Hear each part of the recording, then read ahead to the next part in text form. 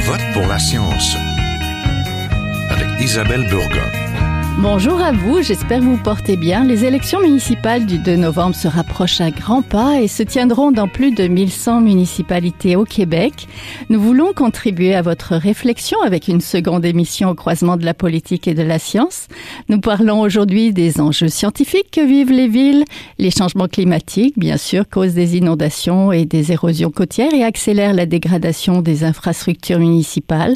Il y a aussi le manque d'eau, la pollution de l'air, la pollution sonore, plus intense dans les métropoles, ou encore des choix énergétiques et de transport actifs ou non actifs. Pour être résilientes, les villes doivent faire des choix éclairés et donc prendre en compte les avis et les expertises scientifiques. Elles sont d'ailleurs de plus en plus nombreuses à se doter de conseillers et de conseillères scientifiques en chef et même de scientifiques en résidence à l'hôtel de ville. Alors, quels sont les enjeux liés à la science municipale? Pour le savoir, restez là.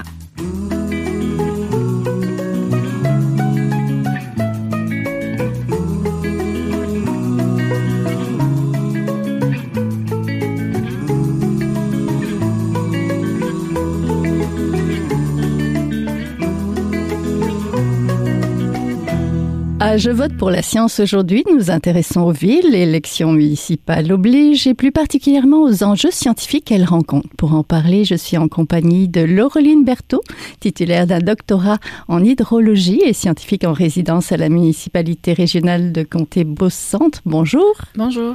Je suis aussi en compagnie de Valérie Patreau, conseillère municipale à Montréal dans l'arrondissement d'Outremont et candidate au doctorat à Polytechnique Montréal. Bonjour. Bonjour. Et aussi avec Julie Maud Normandin, scientifique en chef de la ville de Longueuil depuis 2 ans et chercheur associé au Cité ID de l'ENAP. Qu'est-ce que c'est que le Cité? Bonjour d'abord. Bonjour.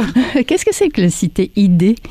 Donc, le Cité ID Living Lab est un groupe de recherche de l'École nationale d'administration publique qui a été créé afin de travailler conjointement avec les villes et les acteurs locaux pour mieux anticiper les risques, s'adapter de façon proactive, gérer les événements lorsqu'ils arrivent, puis également se rétablir. Et là, quand je parle de risques ou de crises ou de grandes perturbations, ça va autant des risques climatiques, donc par exemple les inondations ou encore à la gestion des pandémies, à des transformations plus sociales et technologiques d'envergure, mais qui demandent une grande capacité d'adaptation, comme par exemple l'intelligence artificielle dans les villes. Oui, on est déjà les 2 pieds dedans dans notre sujet. Alors, j'aurais voulu juste nous rappeler que la crise du logement, la transition écologique, la gouvernance, les municipalités québécoises rencontrent de plus en plus d'enjeux politiques complexes et la science peut soutenir leurs décisions et leurs actions en matière, par exemple, de gestion de l'eau, de transition socio-écologique ou de transport actif. Elle peut les aider à innover, à être plus résilientes.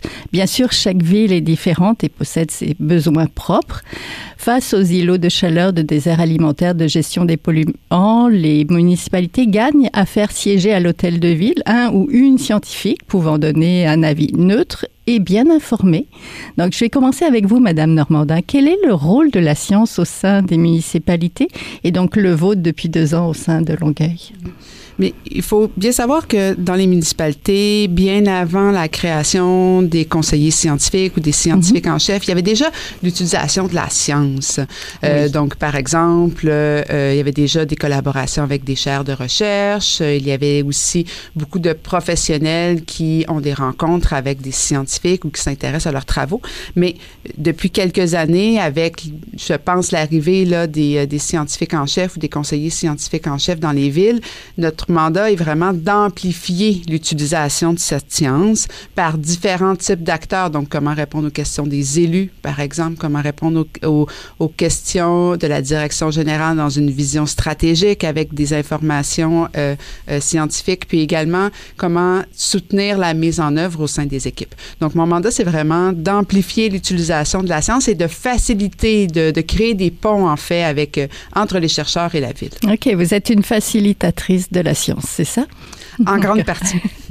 Madame Patro, comme élue municipale de Montréal, vous êtes impliquée sur les dossiers reliés à la transition socio-écologique, l'économie circulaire et la prise en compte de la science dans les décisions. Quels sont les leviers possibles pour intégrer la science dans la prise de décision en contexte municipal? Moi, comme scientifique, j'aimais beaucoup. Un de mes rôles était de poser des questions, et donc il faut demander et puis aller plus loin. Et je pense que ça, il faut se comprendre avec les fonctionnaires en place, et puis il faut peut-être vulgariser un petit peu certains termes. Exactement. J'ai compris que ça fait 8 ans et que vous représentez pas. Effectivement. Après vous avez vécu la pandémie, 8 ans. Oui. Est-ce que ça a été difficile comme scientifique de traverser un petit peu tout ça? Ça paraît loin. Oui, ça paraît loin. De côté la pandémie. Mais effectivement, la pandémie, ça a été un moment important dans les dernières années, mais ça a aussi permis, des retombées intéressantes. Et puis, la science, on a vu pendant la pandémie que on s'est tous retournés sur la science, comment on peut s'en sortir, et les clés étaient beaucoup des clés scientifiques au niveau médical, mais au niveau de la ville, c'est sûr, on sait, nous, les retombées qu'on pouvait faire. Et puis, ça a été notamment pendant la COVID, il fallait la distanciation. Et la distanciation, c'est une des retombées qui a fait en sorte qu'on a plus de rues piétonnes, par exemple.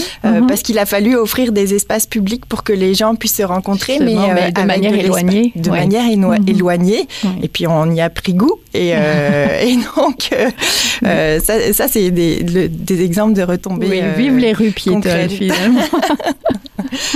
Merci beaucoup.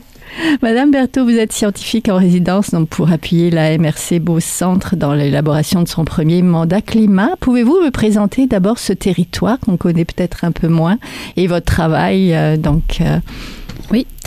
La MRC Beauce-Centre, c'est une... MRC qui est dans la région de Chaudière-Appalaches. Oui. La superficie est un peu plus grande, un peu plus de 2 fois plus que Montréal, l'île de Montréal. Faut imaginer 70% de couverts forestiers. La forêt. Oui.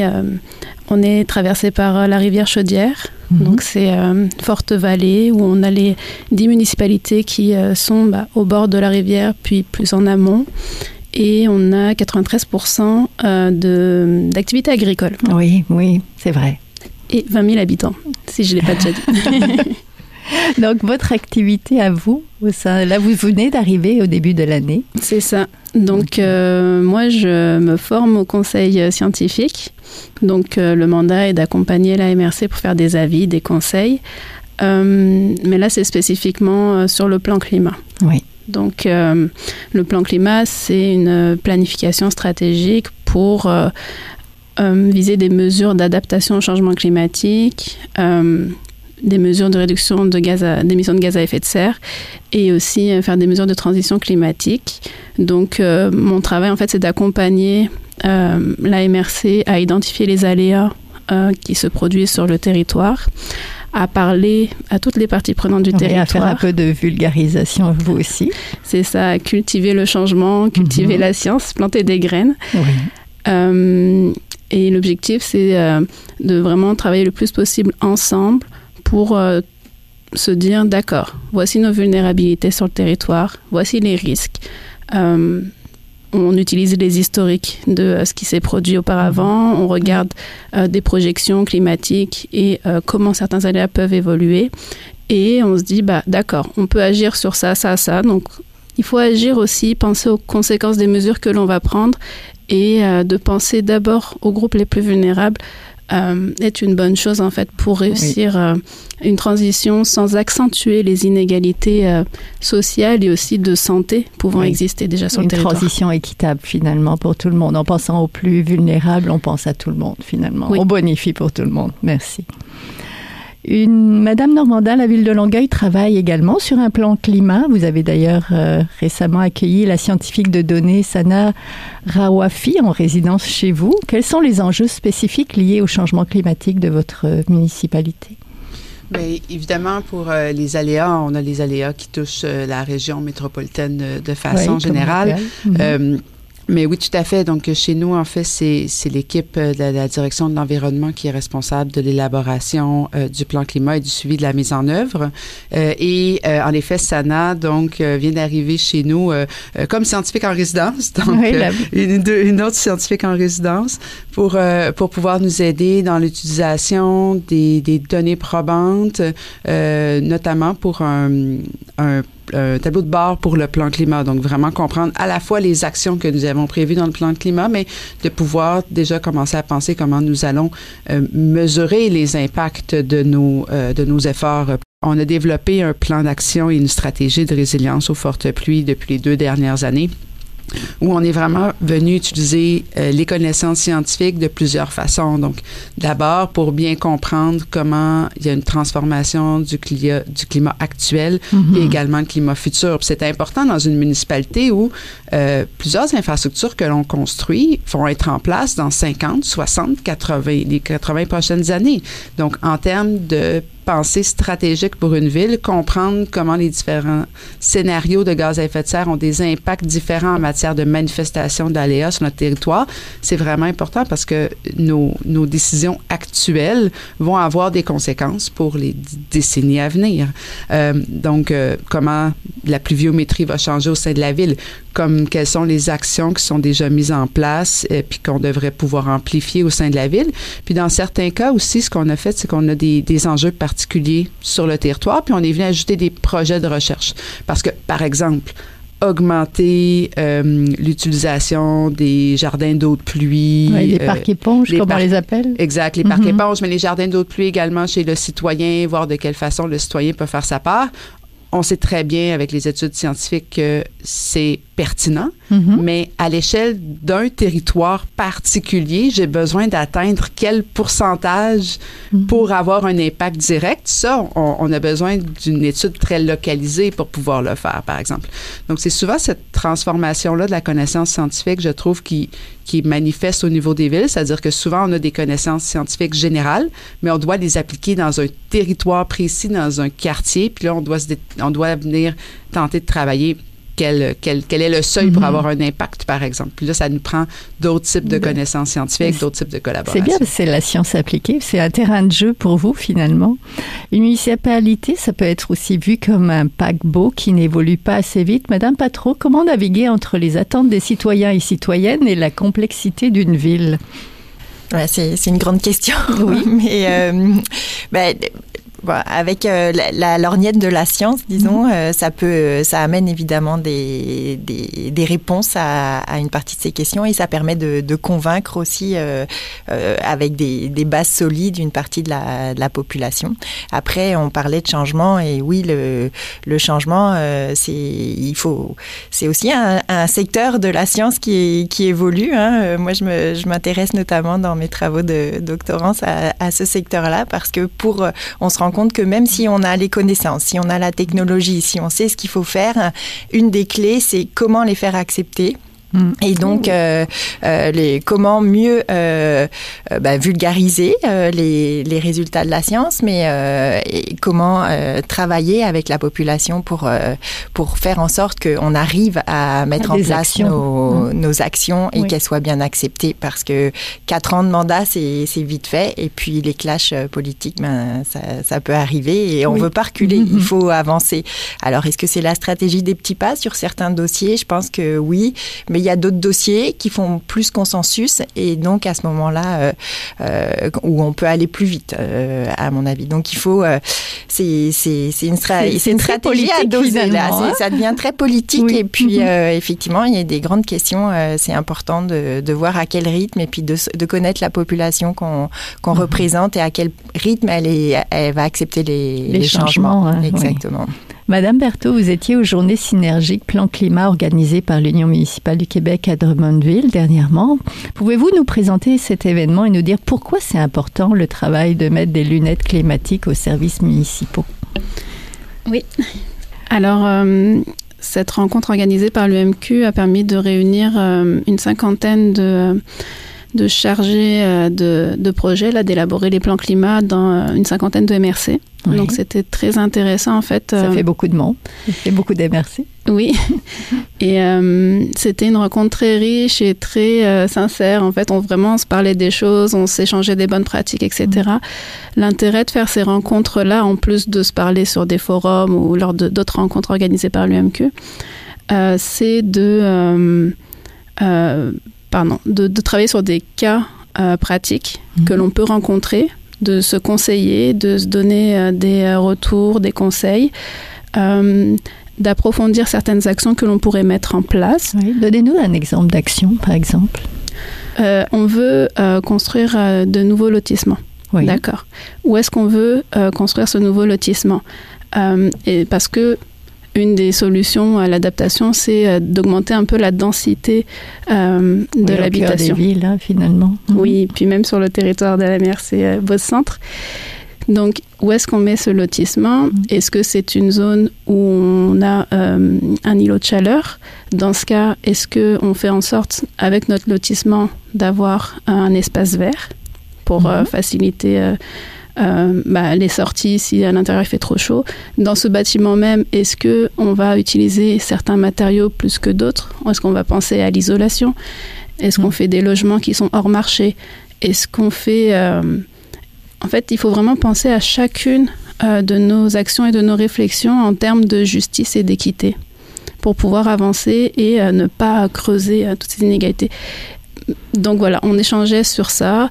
On se parlait de bonnes pratiques qu'on avait faites, par exemple pour mobiliser la population et les acteurs locaux sur l'île de la Madeleine.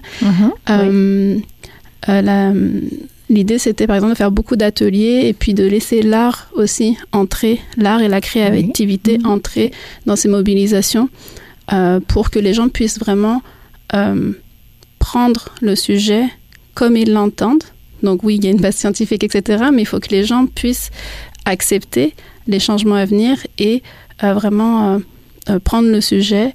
On parlait de faire des ateliers autour de cartographie aussi. Ça peut aider de visualiser les aléas qui se passent sur le territoire, les bâtiments qui sont touchés. Donc, on se tourne plutôt vers les municipalités, donc on va penser aux bâtiments municipaux. Puis, c'est très intéressant de visualiser tout ça et de se dire, OK, spatialement, ça se passe comme ça. Et voilà, on essaye de se donner toutes sortes de bonnes pratiques. Puis, il y avait une rencontre, une présentation à la fin sur l'intelligence artificielle. Qu'est-ce qu'on fait de ça? Oui, dans les changements climatiques. Oui, c'est intéressant. Parce que c'est un outil qu'on utilise énormément.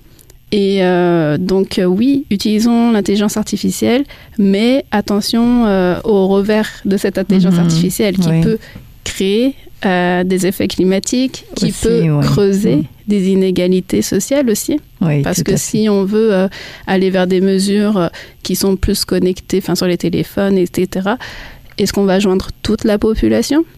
C'est des bonnes questions. Donc, on était là, voilà, pour soulever toutes les bonnes questions, pour partager, puis échanger aussi. Il y avait des représentants du ministère de l'Environnement et des Affaires municipales et de l'Habitation, qui sont les porteurs, en fait, les financeurs des projets, de ce programme ATCL, accélérer la transition climatique locale. Entendu, merci.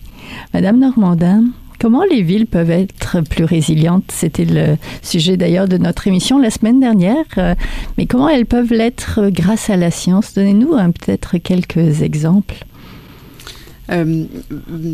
J'abonde dans le même sens que mes collègues. Pour moi, la résilience doit d'abord se développer de façon multiple.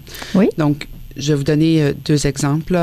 Pour la résilience aux fortes pluies, nous avons d'abord décidé que, en matière d'adaptation, on devait s'intéresser à l'adaptation du domaine public, donc les parcs éponges, mais également comment on allait repenser nos infrastructures, le verdissement également de la ville. Mais donc, il y avait une grosse partie sur l'adaptation dans l'espace public, mais également l'adaptation dans l'espace privé. Donc, le citoyen, comment peut-il lui-même adapter sa résidence?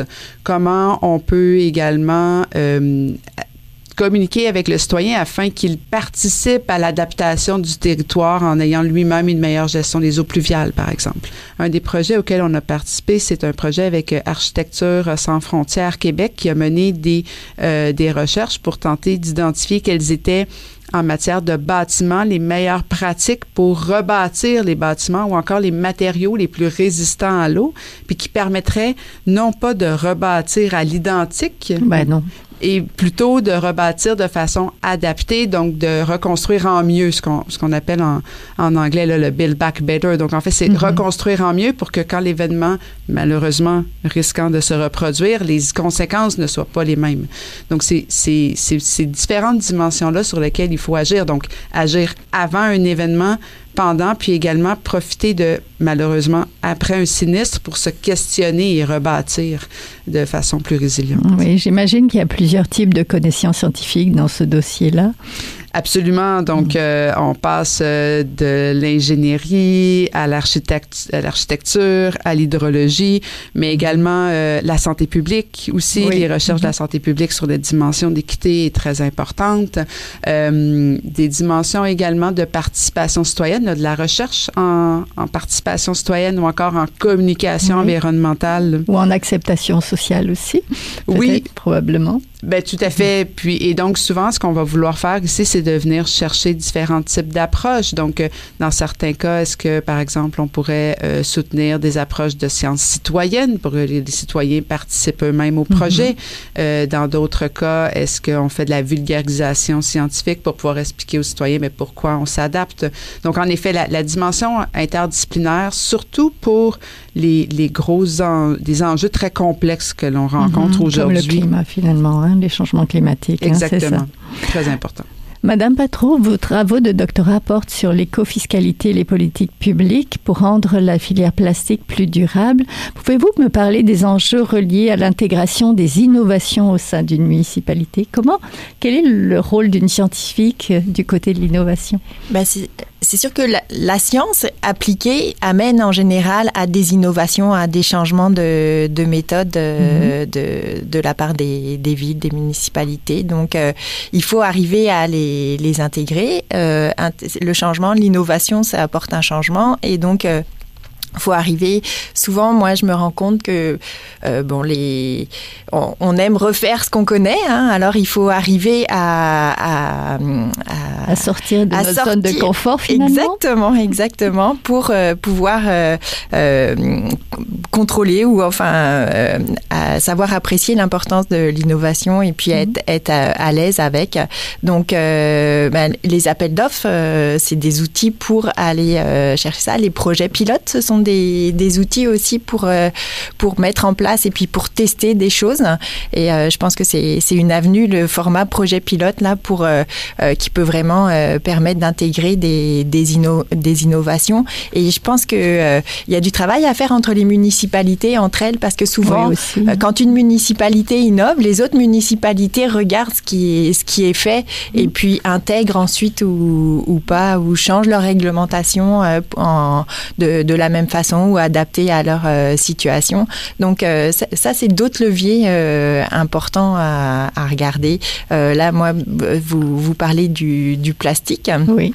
Alors, il y a un petit problème auquel on est confronté des fois. Oui, exactement. Ça se rajoute comme problématique au niveau planétaire. Il y a une action locale il y a des actions locales qui sont possibles, notamment au niveau des municipalités. À Montréal, on a choisi certains types de bannissements, par exemple, de produits à usage unique. Mais il y a d'autres villes qui ont choisi autre chose. Par exemple, Prévost, qui a misé plus sur la réutilisation. Alors, Prévost, c'est une ville d'une autre dimension que Montréal, avec des enjeux... travailler sur le plastique, ça amène aussi à travailler sur les matières résiduelles, mais l'idéal, c'est de travailler à la réduction à la source.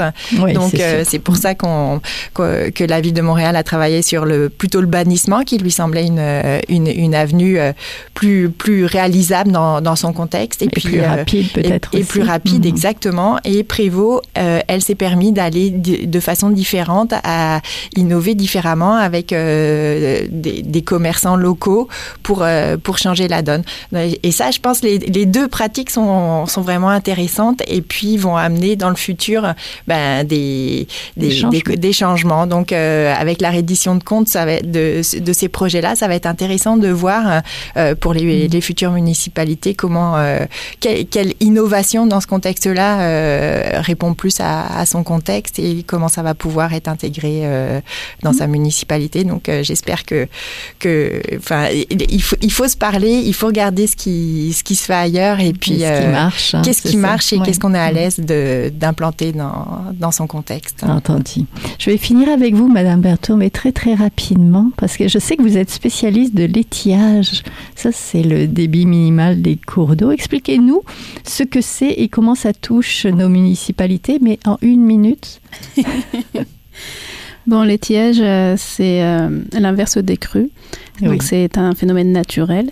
Le problème, comme tout ce qui touche au changement climatique, c'est que cet étiage peut encore plus diminuer plus longtemps et encore plus. Ce qui fait qu'en hiver et en été, en fait, on a des moments où on a peu d'eau. Donc, en hiver, ça peut être problématique pour recharger, par exemple, les nappes phréatiques. Et en été, ça peut être problématique pour irriguer les champs, par exemple. Donc, pardon, votre question, c'était...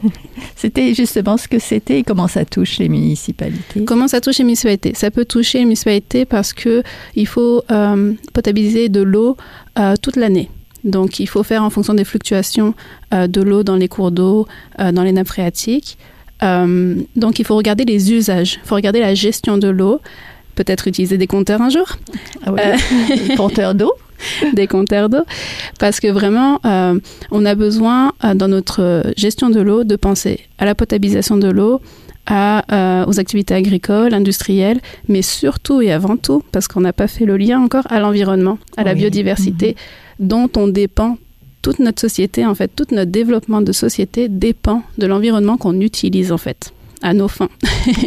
Donc, l'eau est le parfait exemple pour dire, OK, regardons, faisons attention à notre usage de l'eau.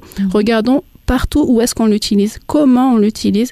Puis comme pour les plastiques, comme pour d'autres choses, on va regarder à diminuer son utilisation, à regarder si on en prend soin, à regarder au niveau de la qualité, etc., etc. Il y a plein de problématiques qui peuvent s'ajouter à une bonne gestion de l'eau. Oui, il n'y a aucune municipalité qui est coupée de l'eau, surtout au Québec. Non, si une municipalité veut s'agrandir et qu'il y a un manque d'eau, comme on l'a pu le voir dans certaines articles de journaux, c'est une vraie question. Oui, tout à fait. Merci beaucoup. On était en compagnie de Laureline Berthaud. Vous venez de l'entendre, titulaire d'un doctorat en hydrologie, scientifique en résidence à la municipalité régionale de Comté-Beauce-Centre. Financé par les fonds de recherche du Québec. Julie Maud Normandin, scientifique en chef de la ville de Longueuil et chercheuse associée au Cité ID de l'ENAP, et de Valérie Patreau, conseillère municipale à Montréal dans l'arrondissement d'Outremont et candidate au doctorat à Polytechnique Montréal. Merci à toutes les trois. Merci. Voilà, c'est tout pour aujourd'hui. Je vote pour la science. C'est une production de Science Presse avec Radio VM, à la régie Daniel Fortin, à la recherche cette semaine, la réalisation et le micro Isabelle Burguin. Si vous avez aimé l'émission, partagez-la. Vous pouvez aussi suivre la page de Je vote pour la science sur le site de Science Presse. Je vous souhaite à tous et à toutes de passer une très très belle semaine à notre antenne. Jin Jiahua est un chercheur typique de ceux pour qui les progrès de la bioinformatique ont préséance sur le sens biologique et pour qui la grosse science...